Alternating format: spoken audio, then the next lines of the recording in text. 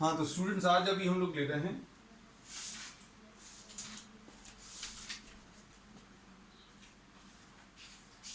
Next topic,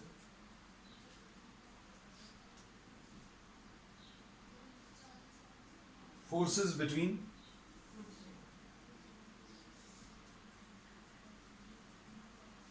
multiple charges and superposition principle.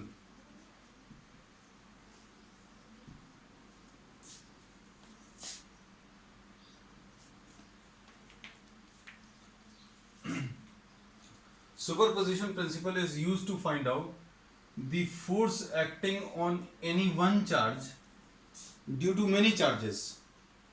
Force acting between two charges अभी हम लोग कर चुके हैं. सपोज ये these are Q1 and Q2, ये दो चार्जेस हैं.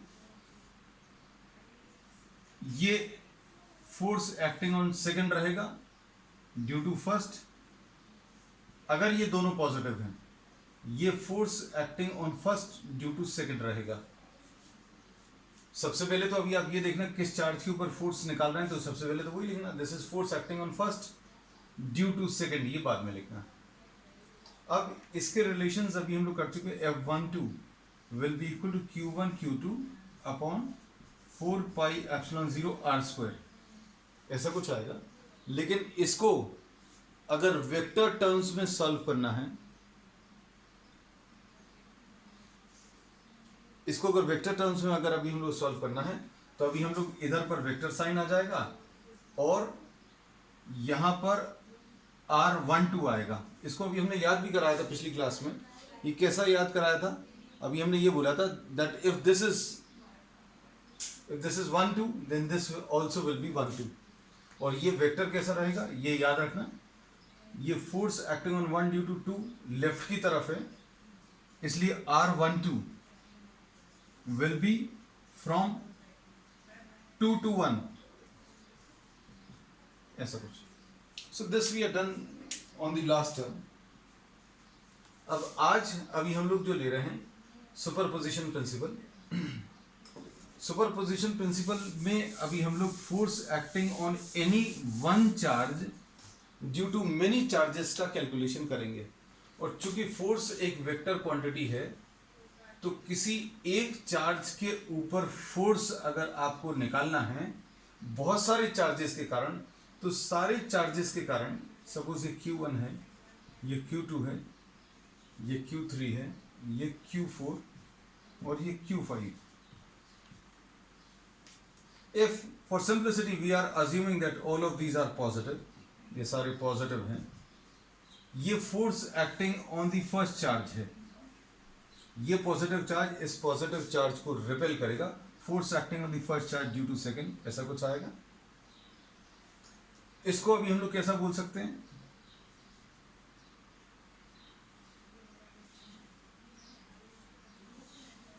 This will be force acting on the first charge due to third.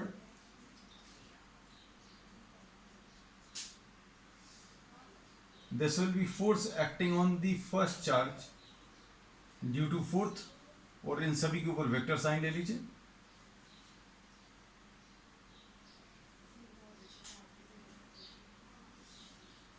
This will be force acting on the first charge due to fifth Q5.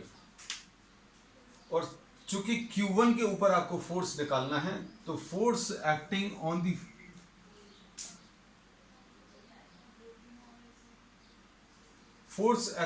The first charge will be found by taking the vector sum of force acting on first due to second and force acting on first due to third plus force acting on first due to fourth. ऐसे जितने भी charges हैं सभी के कारण forces का vector addition आपको लेना है. और ये मैथमेटिकल स्टेटमेंट है किस चीज का? सुपरपोजिशन प्रिंसिपल का. सुपरपोजिशन प्रिंसिपल अभी हम लोग कहाँ कहाँ पर यूज करेंगे? जहां कहीं पर भी वेक्टर क्वांटिटीज इन्वॉल्व हैं.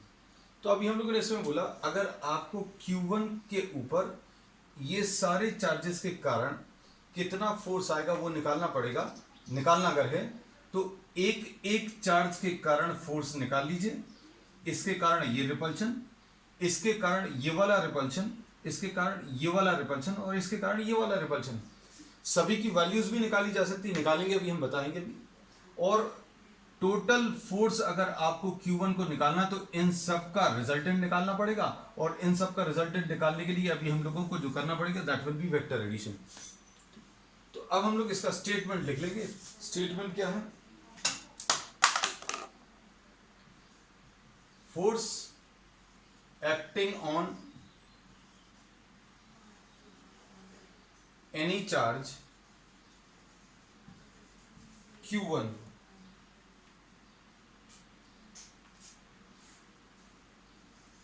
due to many charges is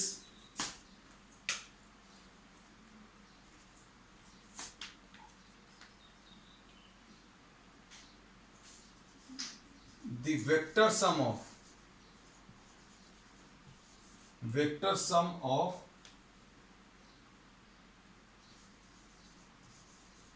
all the forces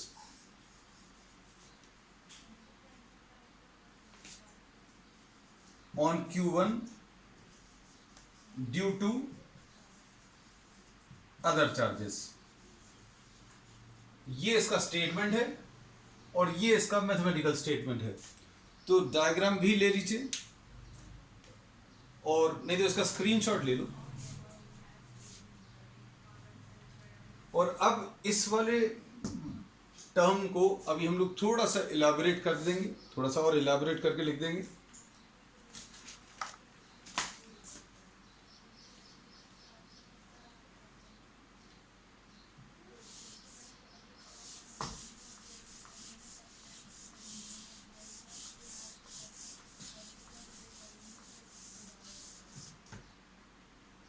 ये देखो, ये अभी हम लोग पहले पढ़ चुके हैं। F12, ये सारे फोर्सेस अभी हम यहां पर लिख दे रहे हैं। F12 क्या आ जाएगा?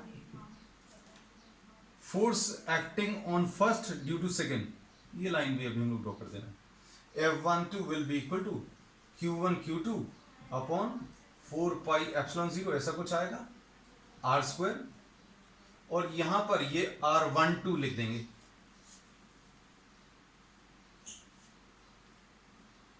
और ये R12 आपको पता होना चाहिए। जैसे मान लीजिए आपको नहीं मालूम, तो इसको भी हम लोग राइट की तरफ बोल सकते हैं। ये डायरेक्शन जो है, ये पॉजिटिव चार्ज इस पॉजिटिव चार्ज को रिपेल करेगा। इसको भी हम लोग राइट की तरफ ना बोलकर 2 से 1 की तरफ, तो अभी हम लोग R12 बोल सकते हैं। This is a unit vector from 2 to 1। ऐसा याद रखना, 1 है 2 है, तो पहले ये 2 लिखना, फ्रॉम 2 to 1। ये F12 लिख लिया। अब उसके बाद F13 देखो,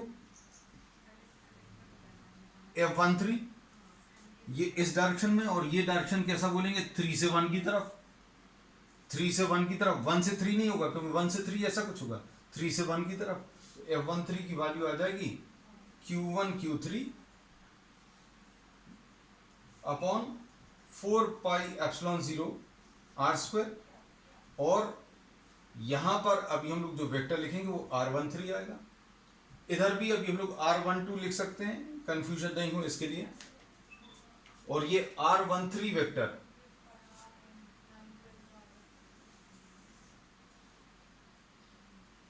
R13 जो है, this is a unit vector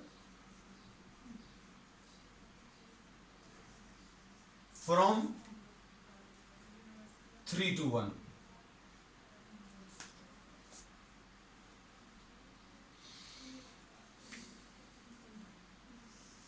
ऐसे ही अभी हम लोग F14 लिख सकते हैं। F14 की वैल्यू कितनी आ जाएगी? This will be equal to Q1 Q4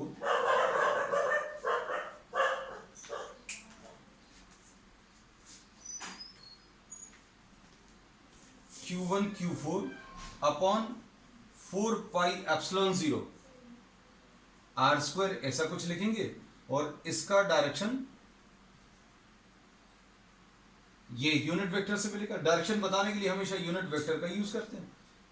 F14 आ गया और 5 चार्जेस है तो आप एक और लिख लें F15, this will be equal to Q1 Q5 upon 4 pi epsilon 0 R square और ये R15 आ जाएगा। R15 क्या रहेगा? It will be a unit vector from 5 to 1। R15 अगर बताना तो 5 से 1 की तरफ। अब फाइनली जैसे ये मार्क्स, ये मान लीजिए 3 मार्क क्वेश्चंस में अगर आता है तो आपको डायग्राम देना पड़ेगा, ये मैथमेटिकल स्टेटमेंट देना पड़ेगा और एक वर्ड फॉर्म में एक स्टेटमेंट अभी हम लोगों ने पहले लिखवाया था वो भी आपको इसमें लिखना पड़ेगा और फिर इन सब की वैल्यूज लिख दो। इन सब की वैल्यूज क्या आ जाएंगी? F12 Q1 Q2 upon 4 pi epsilon 0 R12 square और ये R12। अब चूंकि हमारे पास ज्यादा जगह नहीं है तो अभी हम सिर्फ 2-3 टर्म्स लिखकर छोड़ देंगे। डिटेल में हम सारे लिख चुके हैं। हम ये ऐसी डिसकंटिन्यूटी दिखा दे रहे हैं, इसको नोट कर लो।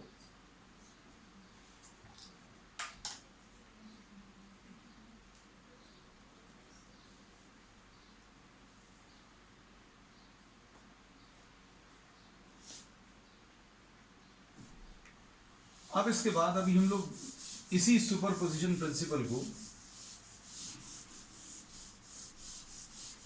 3 चार्जेस के लिए डिस्कस कर ले रहे हैं। इसको 2 तरीके से बताएंगे, एक तो ग्राफिकल तरीका, ग्राफिकल अभी हम लोगों ने नहीं डिस्कस किया, ग्राफिकल मेथड भी एक वेक्टर एडिशन का तरीका है, वो भी अभी हम लोग लेंगे। So now we consider what a system of 3 charges. Suppose ये Q1 है, इसमें ये Q2 है, ये Q3 है।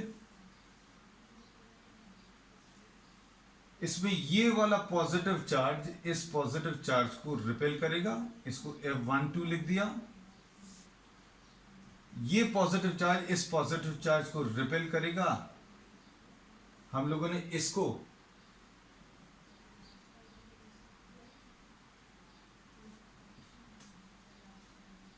F13 लिख दिया।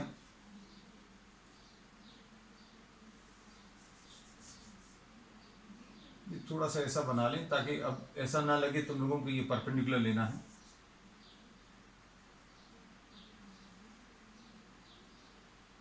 Force acting on 1 due to 2। Values आपको मालूम है, कैसे वैल्यूज मालूम है? जैसे अभी हम लोग अगर आपको F12 निकालना है, force acting on 1 due to 2, ये आ जाएगा Q1 Q2 upon 4 pi epsilon 0 R12 square into direction बताने के लिए अभी हम लोग इस यूनिट वेक्टर का यूज करेंगे। और F13 ये Q1 Q3 upon 4 pi epsilon 0 R13 का स्क्वायर और डायरेक्शन R13 से मिलेगा। और जैसा कि अभी हम लोगों ने सिस्टम ऑफ चार्जेस में पढ़ लिया है, total force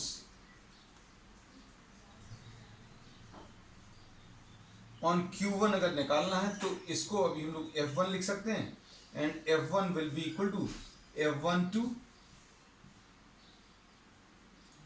plus F13। F12 कितना है? Q1 Q2 upon 4 pi epsilon 0 R12 का square into R12 unit vector plus F13 की value Q1 Q3 upon 4 pi epsilon 0 R13 square और R13 यूनिट वेक्टर।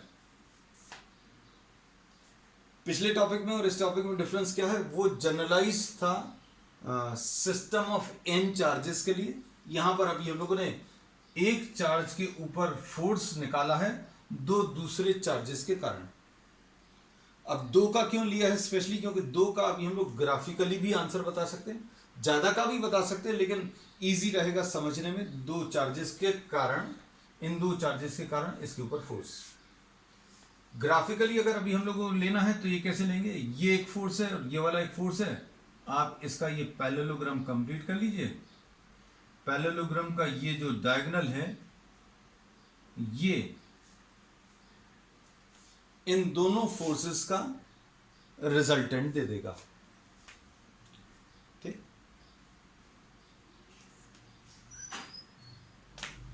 तो ये क्या है, this is all about superposition principle. इसमें इसको अभी हम लोग R12 बोलते रहे, इसको R13 बोलते रहे। अगर आपको इसमें ओरिजिन भी मार्क करना तो ये ओरिजिन भी मार्क कर सकते हैं। ये R2 वेक्टर रहेगा, ये R3 वेक्टर रहेगा और ये R1 वेक्टर रहेगा।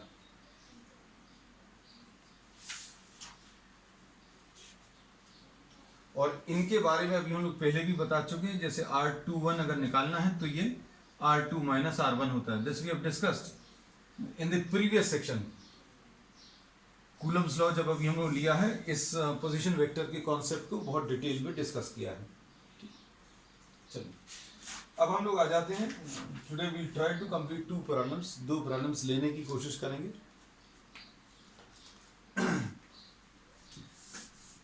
ये जो 2 प्रॉब्लम्स अभी हम लोग लेने वाले हैं,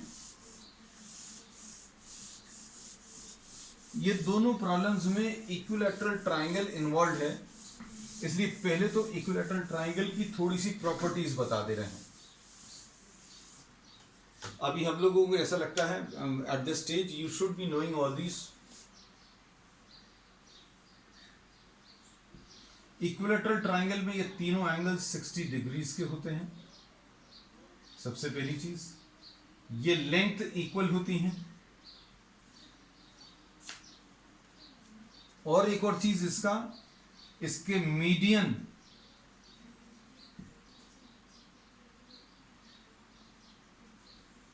एंगल बाइसेक्टर्स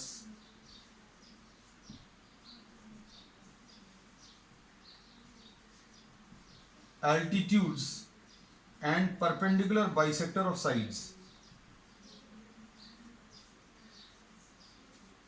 ये सारे सेम होते हैं। किसके लिए, सिर्फ इक्विलैटरल ट्रायंगल के लिए। ये याद रखना। अगर हम मीडियन ड्रॉ कर रहे हैं, मीडियन मतलब क्या होता है, किसी एक वर्टेक्स को सामने वाले साइड के मिडिल पॉइंट से ज्वाइन कर दो, तो इक्विलैटरल ट्रायंगल में जो मीडियन आप ड्रॉ करोगे वही एल्टीट्यूड रहेगा। और ये एल्टीट्यूड की वैल्यू,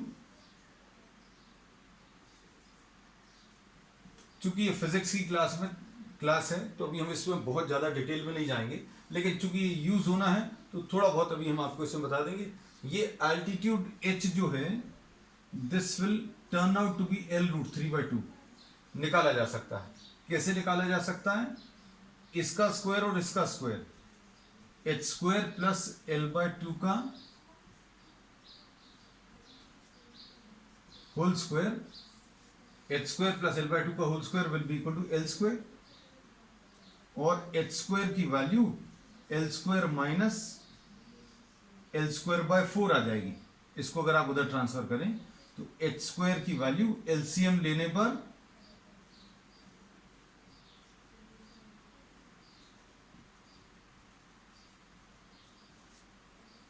तो h की वैल्यू जो इसमें आएगी वो L√3/2 आएगी। ये एल्टीट्यूड, जो मीडियंस हैं उनका जो इंटरसेक्शन है,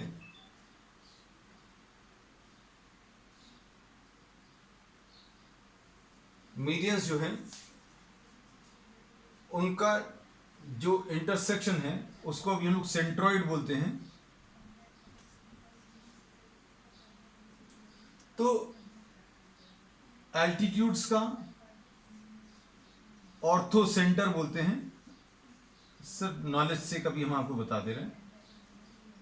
एंगल बाइसेक्टर्स का जो इंटरसेक्शन है वो इन सेंटर कहलाता है, और परपेंडिकुलर बाइसेक्टर ऑफ साइड्स जो आएंगे उनका इंटरसेक्शन जो है वो सर्कम सेंटर कहलाता है। ये चारों अलग अलग होते हैं, लेकिन इक्विलैटरल ट्रायंगल में सब सेम होंगे। हम लोग इसमें ये बोलेंगे ये जो सेंट्रॉइड है ये इस मीडियन को 2:1 रेशियो में डिवाइड करता है। ये 2:1 रेशियो में डिवाइड करता है। इसका मतलब ये है कि अगर आप ये वैल्यू निकालेंगे, ये पूरी वैल्यू की, ये वाली वैल्यू, ये पूरी वैल्यू की 2/3 होगी। अगर ये टोटल 3 पार्ट्स हैं तो इसमें 2 पार्ट ये रहेगा, 1 पार्ट ये रहेगा। मतलब ये पूरे का 1/3 होगा, ये पूरे का 2/3 होगा। तो अगर आप इतने को अगर कैलकुलेट करें, हम इसको नाम दे रहे हैं ताकि आपको क्लियर रहे, नोट करने में भी आसानी रहे। AO will be 2/3 of H, और 2/3 ऑफ H कितना है, H निकाल लिया, L √3/2। ये अभी हमने इतने डिटेल में इसलिए करा दिया क्योंकि ये पूरी फिजिक्स में कई जगह यूज होगा, और ये प्रॉब्लम जाती है बायो स्टूडेंट्स को, इनफैक्ट मैथ स्टूडेंट्स को भी कई जगह दिक्कत जाती है। तो वर्टेक्स का इससे डिस्टेंस, ध्यान से सुनना, वर्टेक्स का सेंट्रॉइड से डिस्टेंस L/√3 होगा। इस वाले वर्टेक्स का भी सेंट्रॉइड से डिस्टेंस L/√3 होगा। मतलब क्या है, AO जो अभी हमने निकाला है वो BO के बराबर भी आएगा और CO के बराबर भी आएगा। नोट कर लो जल्दी से, फिर अभी हम आगे इसमें एक आध चीज और बताकर फिर अभी हम आज इसके 2 प्रॉब्लम्स आगे के डिस्कस करेंगे।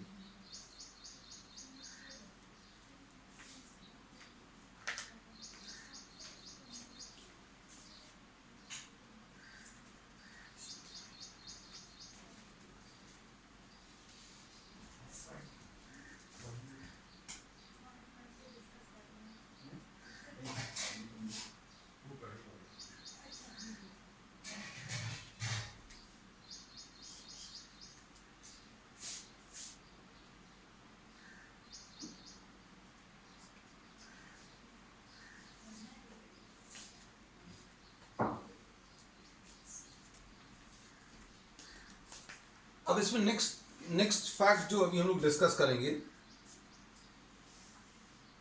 वो नेक्स्ट फैक्ट है रिलेटेड टू वेक्टर्स। वेक्टर्स का एक फैक्ट ये है कि if you are having 3 vectors, अगर आपको 3 वेक्टर्स दिए हैं और ये 3 वेक्टर्स अगर इक्वल एंगल्स पर हैं, इक्वल एंगल्स का मतलब कि क्या है, ये 120, ये 120 और ये 120, और ये तीनों वेक्टर्स अगर इक्वल हैं, जैसे मान लीजिए ये F है, ये F है और ये भी F है, ये 3 वेक्टर्स अगर इक्वल मैग्नीट्यूड के हैं और इक्वल एंगल्स पर अगर हैं, तो इनका जो रिजल्टेंट है कहीं पर भी किसी भी टाइप के वेक्टर्स में रिजल्टेंट इनका 0 आएगा। ये प्रूव किया जा सकता है। कैसे प्रूव करने का तरीका अभी हम आप इनको अलग बना ले रहे हैं। ये F है, यहां पर ये अभी हमने एक हॉरिजॉन्टल लाइन ड्रॉ कर ली, ये वर्टिकल लाइन ड्रॉ कर ली। अब चूंकि ये 90 डिग्रीज है, ये 90, ये वाला 30 आएगा। क्यों? क्योंकि ये पूरा 120 है। अब इसमें अगर आप देखें तो ये 90 और चूंकि ये पूरा 120 है तो ये 30 डिग्रीज आएगा। अब इनको अगर आप देखें तो इनके कंपोनेंट्स निकाल सकते हैं। निकालने का तरीका हम आपको ये पिछली क्लासेस में भी बता चुके हैं कि आप इस डायरेक्शन को जैसा बोलेंगे, कैसा बोलेंगे इसको, आप इस वाले डायरेक्शन को बोलेंगे राइट एंड अपवर्ड्स। राइट और अपवर्ड मतलब इसके 2 कंपोनेंट्स आएंगे, एक राइट की तरफ आएगा F cos 30 और एक अपवर्ड आएगा F sin 30। इसको 2 पार्ट में ब्रेक करें, इसको कैसा बोलेंगे, लेफ्ट एंड अपवर्ड्स। ये लेफ्ट है और अपवर्ड्स है। तो ये आ जाएगा F cos 30 और ये F sin 30।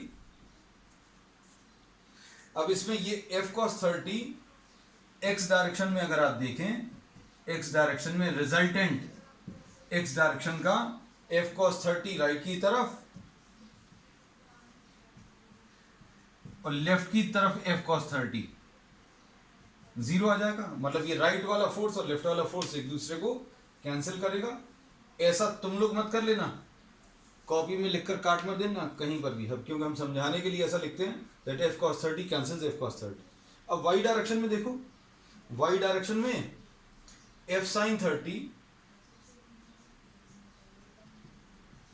और एक और F sin 30। sin 30 की वैल्यू कितनी होती है 1/2, तो ये F/2 आएगा और दूसरा भी F/2 आएगा। तो ऊपर वाले फोर्सेस मिलाकर F आ जाएंगे। ऊपर वाले ये दोनों फोर्सेस को अगर आप ऐड करोगे तो ये दोनों मिलकर F आ जाएगा और नीचे की तरफ भी F है। तो क्या होगा, ये ऊपर वाला F और नीचे वाला F एक दूसरे को कैंसिल कर देगा। तो कुल मिलाकर x डायरेक्शन का रिजल्टेंट 0, y डायरेक्शन का रिजल्टेंट F/2 ऊपर प्लस F/2 भी ऊपर और नीचे की तरफ F, ये 0। तो x डायरेक्शन का रिजल्टेंट 0, y डायरेक्शन का रिजल्टेंट भी 0, इसलिए हम लोग बोलेंगे रिजल्टेंट इसका 0 आएगा। अब ये फैक्ट अभी हम लोग आगे यूज करने वाले हैं आगे के प्रॉब्लम में। आज सारी चीजें अभी हमने पहले से बता दी जो प्रॉब्लम में यूज करने वाले हैं। अब इसके बाद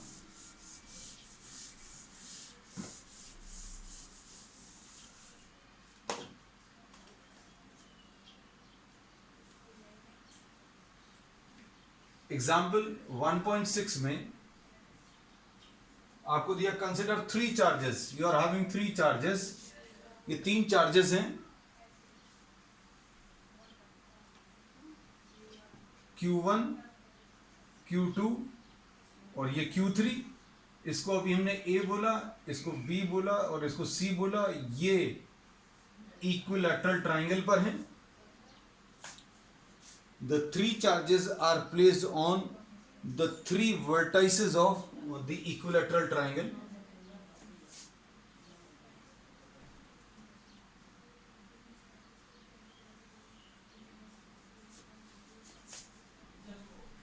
Now the magnitude of these are equal. Q1 is equal to Q दिया है, Q2 भी Q है और Q3 भी Q है, ऐसा कुछ दिया है।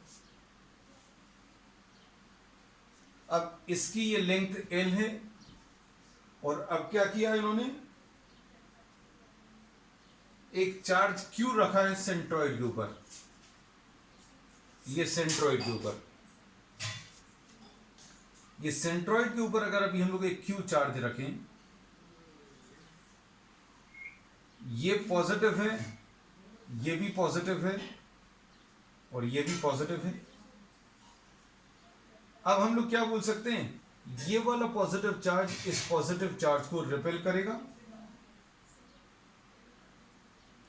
नीचे की तरफ। तो इसको अभी हम लोग लिख दे रहे हैं क्या, ये तो अभी हम लोगों ने क्या किया है, we have made the statement of the problem. जो प्रॉब्लम में आपको दिया है उसके बारे में बता दिया। सॉल्यूशन के लिए अब हम लोग क्या कह सकते हैं, हम चाहते तो इसी में कर सकते थे, लेकिन आपको कंफ्यूजन नहीं हो, मतलब ऐसा लगे कि आपको प्रॉब्लम में दिया था सॉल्यूशन में क्या करना है। ये ए पर रखा हुआ चार्ज ओ पर रखे हुए चार्ज को नीचे की तरफ रिपेल करेगा, FOA। ये यहां पर रखा हुआ चार्ज, इधर Q लिख दे रहे हैं, इधर भी Q लिख दे रहे हैं और इधर भी Q। अब Q1, Q2, Q3 नहीं लिख रहे। ये positive charge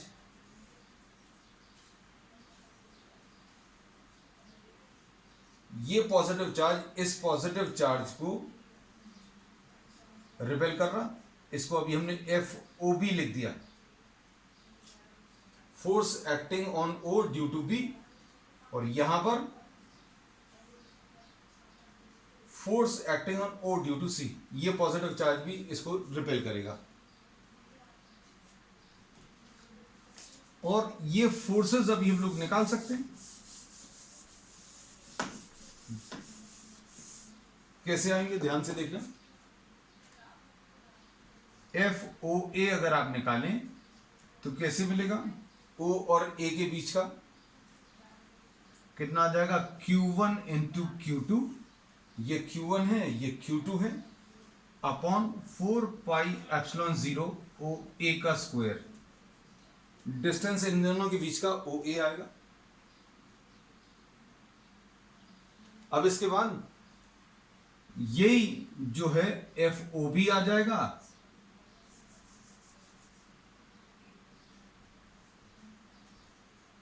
F O B की वैल्यू ओ और बी के बीच में ये Q into Q upon 4πε0 O B का स्क्वायर, और एफ ओ सी की वैल्यू ओ और सी के बीच में Q into Q upon 4πε0 O C का square.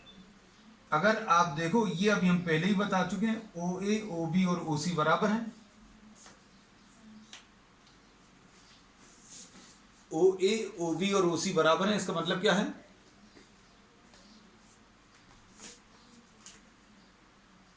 F O B will be equal to F O A will be equal to F O सी।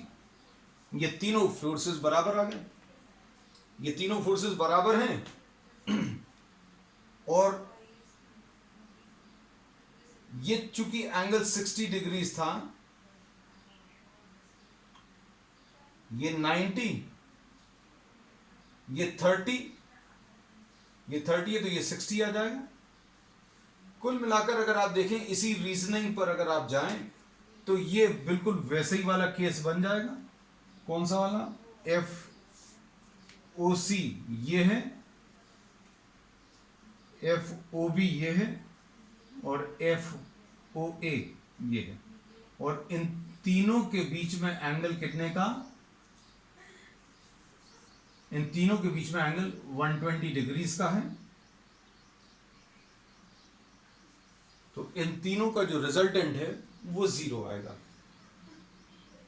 जैसे ये वाला एंगल 60 निकाला है, ये एंगल 60 क्यों निकाला, क्योंकि अभी हमने बोला ये 30 और ये 30, ये 30 ये 30, ये 90 है तो ये 60 आएगा। उसी रीजन पर ये भी 60 आएगा, मतलब इन दोनों के बीच में, इन दोनों के बीच में एंगल 120, ऐसे ही सारे फोर्सेस के बीच में एंगल 120 डिग्रीज आएगा। ठीक,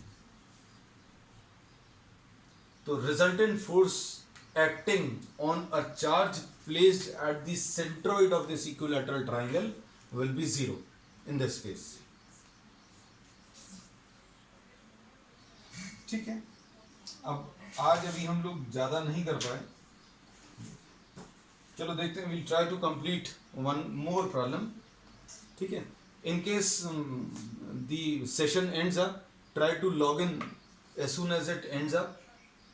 एक प्रॉब्लम और ले रहे हैं अभी हम लोग, because this is also based on superposition principle. Take a screenshot of this fast.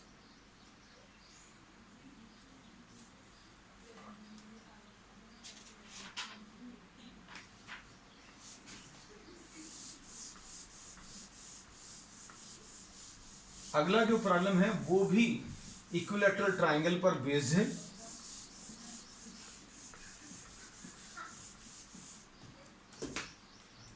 Consider the charges Q, Q and minus Q.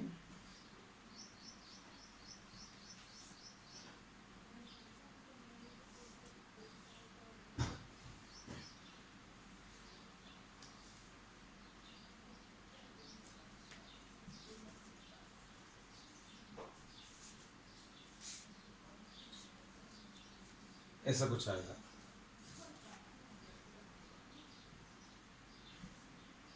इनके बीच में जो डिस्टेंसेस हैं वो L है।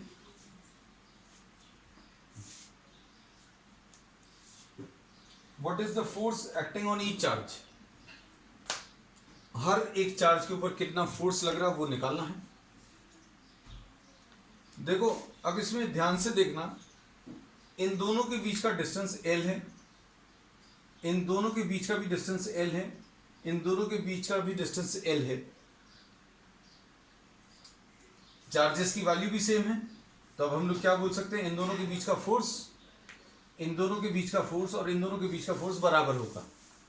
वो बात अलग है, इन दोनों के बीच में अट्रैक्शन आएगा, इन दोनों के बीच में अट्रैक्शन आएगा, इन दोनों के बीच में रिपल्शन आएगा।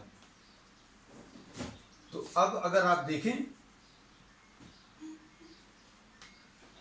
ये वाला पॉजिटिव चार्ज इस पॉजिटिव चार्ज को रिपेल कर रहा है, ये एफ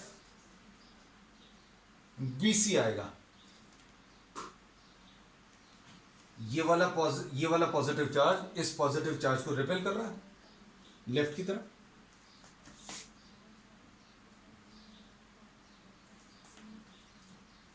अब इसके बाद डायग्राम ड्रॉ कर लो जल्दी से।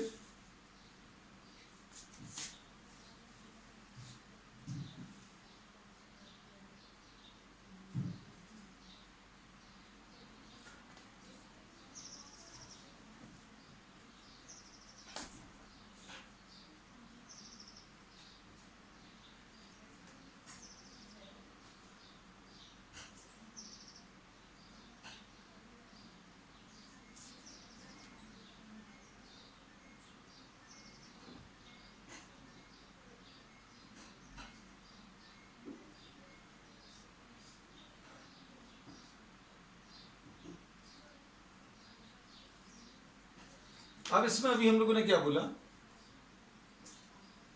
ये पॉजिटिव चार्ज इस पॉजिटिव चार्ज को रिपेल कर रहा है, ये पॉजिटिव चार्ज इस नेगेटिव चार्ज की तरफ अट्रैक्ट होगा, तो this will be force acting on B due to A। ये पॉजिटिव चार्ज इस नेगेटिव चार्ज की तरफ अट्रैक्ट होगा। अब ये फोर्सेस की वैल्यूज जो हैं वो सेम आएंगी। कैसे? FAB will be equal to FBC will be equal to FCA, FBA और FBC, ये वैल्यू सेम आएंगी। सेम कैसे आएंगी? B और C के बीच में कितना आएगा? Q square upon 4πε0 L square. इसमें कोई ये मत सोचना कि ये पॉजिटिव है, ये Q1 Q2 इसमें माइनस में आएगा, ऐसा नहीं होगा। Plus Q into minus Q नहीं लिखते, इसलिए नहीं लिखेंगे क्योंकि इसमें अभी हमने ये बोला ये पॉजिटिव और नेगेटिव हैं, इसका यूज अभी हम लोगों ने कर लिया है। किसमें यूज कर लिया? In finding out the direction. ये पॉजिटिव चार्ज इस नेगेटिव चार्ज की तरफ अट्रैक्ट होगा, ये ऊपर की तरफ इसलिए बनाया क्योंकि ये नेगेटिव है। तो इसलिए अभी हम लोग जब फोर्स का कैलकुलेशन करेंगे, we will not be writing down the minus sign, मतलब FBA और FBC इक्वल है, इसको सपोज F ले लिया। अच्छे से सुनना बेटा, फोर्स एक्टिंग ऑन B अगर निकालना है रिजल्टेंट, तो ये अभी आप वेक्टर सम कर सकते हैं। वेक्टर सम कैसा आएगा बेटा? ये वाला एक वेक्टर है और ये वाला एक वेक्टर है, ये वाला एंगल 120 आएगा। क्यों 120 आएगा? क्योंकि ये एंगल 60 डिग्रीज है। ये 60 क्यों है? क्योंकि ये इक्विलैटरल ट्राइंगल है। तो कैसे मिलेगा? Under root of F square plus F square FBA square FBC square plus 2FBA FBC cos 120। cos 120 क्यों? क्योंकि इस वेक्टर और इस वेक्टर के बीच में जो एंगल है वो 120 डिग्रीज का है। तो ये कितना आ जाएगा बेटा? Under root of F square plus F square plus 2F into cos 120 को हम लोग कितना -1/2 लिख सकते हैं। FBA और FBC दोनों F के बराबर हैं, ऐसा अज्यूम कर लिया। वैल्यू मालूम है, इतनी बड़ी बड़ी वैल्यू बार बार लिखेंगे तो हम लोगों को मेहनत लगेगी। थोड़ी सी मेहनत कम कर ली अभी हम लोगों ने, लास्ट में जाकर वैल्यू रख देंगे। ये 2 और 2 कैंसिल होगा, तो कितना आ जाएगा, F square plus F square minus F square cut जाएगा, मतलब एफ के बराबर आएगा। तो नेट फोर्स जो बी पर लग रहा है वो एक फोर्स के बराबर आ रहा है, कितना आ रहा है, Q square upon 4 pi epsilon 0 L square.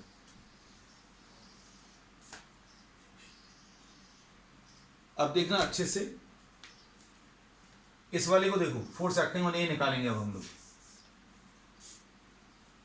ये वाला ए चार्ज बी की तरफ अट्रैक्ट होगा। क्यों अट्रैक्ट होगा भाई, क्योंकि ए नेगेटिव है और बी पॉजिटिव है, तो ये पॉजिटिव इस नेगेटिव को अपनी तरफ अट्रैक्ट करेगा। ए चार्ज सी की तरफ भी अट्रैक्ट होगा, तो इसको अभी हम लोग एफ ए सी लिख देंगे। और इन दोनों फोर्सेस के बीच में जो एंगल आएगा वो 60 आएगा। यहां पर दोनों फोर्सेस के बीच में एंगल 120 आया था, यहां पर दोनों फोर्सेस के बीच में एंगल 60 आएगा। तो यहां पर अब क्या बोलेंगे, F A will be equal to, बिल्कुल ऐसे ही रिलेशन आएगा, कितना आएगा, under root of F square plus 2f into cos 60, और ये कितना आ जाएगा, F square plus 2f square into 1/2, यानी ये कितना आ जाएगा, F square plus F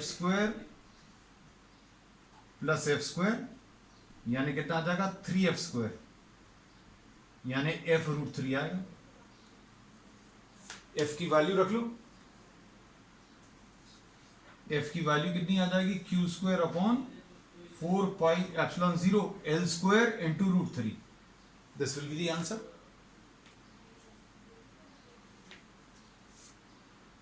C के ऊपर क्या होगा, ध्यान से देखो, ये पॉजिटिव चार्ज इस पॉजिटिव चार्ज को रिपेल कर रहा है, और ये पॉजिटिव चार्ज इस नेगेटिव की तरफ अट्रैक्ट हो रहा है। तो ये अभी हम लोग एफ सी ए लिख दिया और इसको एफ सी बी लिख दिया। इसका जो आंसर है वो इस वाले के आंसर के जैसा आएगा, ठीक है। तो अब हम एक फोर्स पर तुम लोगों के लिए छोड़ रहे हैं, 2 निकाल दिए हैं। This is problem number 1.7। और अगर आपको कोई भी एग्जामिनेशन क्रैक करना है, इनफैक्ट बोर्ड या फिर कोई भी कॉम्पिटिटिव एग्जाम क्रैक करना है, you have to do NCERT completely, ठीक है। अब आज फिजिक्स के वीडियोस भी अपलोड कर देंगे, देख लेना, रिपीट कर लेना, क्योंकि जो जो चीज आपको ऐसा लगता है जिनमें प्रॉब्लम्स गई, you can go through the videos once again, ठीक है।